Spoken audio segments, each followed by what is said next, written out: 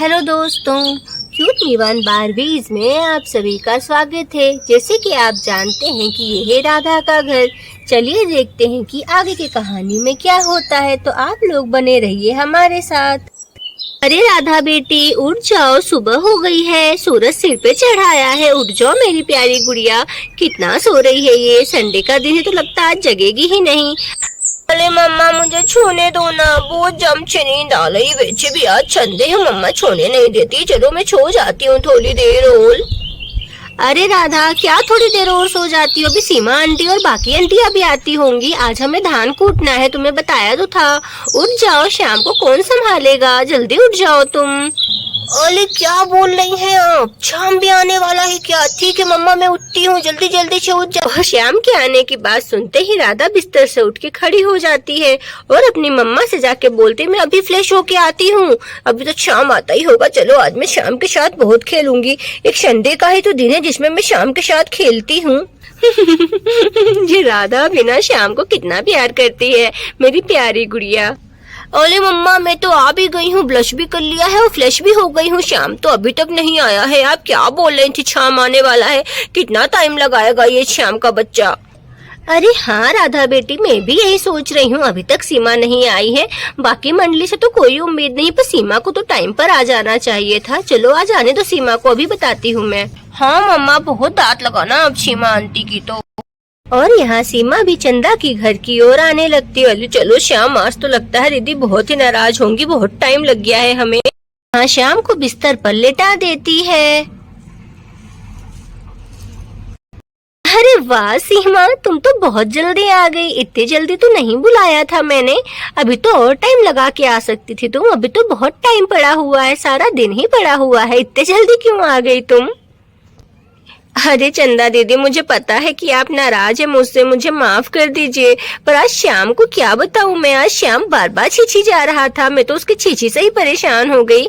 मुझे माफ कर दीजिए ना दीदी। मैं से भी देखी भी कोई नहीं आया है। सबसे पहले तो आखिर मैं ही आई हूँ आपके पास। अरे क्या बोल रही हो? शाम का अब तो शाम का पेट ठीक है ना? अरे हाँ दी ठीक है। वैसे भी शाम कहाँ रुकता है, ज्यादा ही खा लेता है, इसलिए उसका पेट खराब हो गया।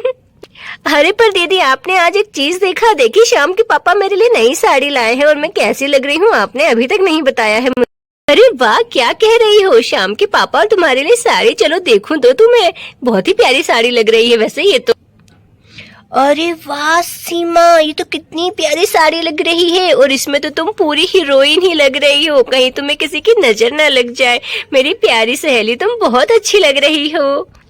चलिए दीदी थैंक यू, पर आपका गुस्सा तो कम हो गया है। चलिए अगर गुस्सा कम हो गया तो हम धान कूट लेते हैं।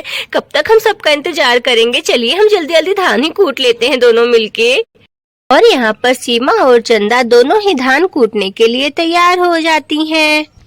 और यहाँ राधा श्याम के साथ खेल रही होती है। अरे श्याम चलो हम दोनों खेलते हैं, यहाँ मम्मी और लंती को काम करने देते हैं। हम दोनों खेलेंगे यहाँ पे गुल्लू गुल्लू गुल्लू गुल्लू गुल्लू गुल्लू गुल्लू गुल्लू। चलो सीमा पहले हम इसमें चावल डाल देते हैं। वैसे भी काढ़े हुए चावल की रोटी बहुत स्वादिष्ट आती है। चलो आज हम दोनों यही बनाएंगे अपने घरों में। अरे हाँ दीदी आप बिल्कुल सही कह रही हो। और देखिए ना ये काढ़ी और मेरी साड़ी का रंग तो बिल्कुल मैचिंग मैचिंग है। और कितनी सुंदर काढ़ी है ये आपकी। ऐसी काढ़ी तो मैंने पहले कभी नहीं देखी है। अरे हाँ सीमा, ये काढ़ी तो मेरी मम्मी ने मुझे दहेज में दी थी। तुम देखो तो जरा, ये तो बहुत सुंदर है। मेरी मम्मी ने इसे खुद अपने हाथों से सजाया था। अरे वाकई दीदी ये काढ़ी तो कितनी सुंदर लग रही है। और दोनों फटाफट यहाँ काढ़ी में चावल कूटने लगती हैं।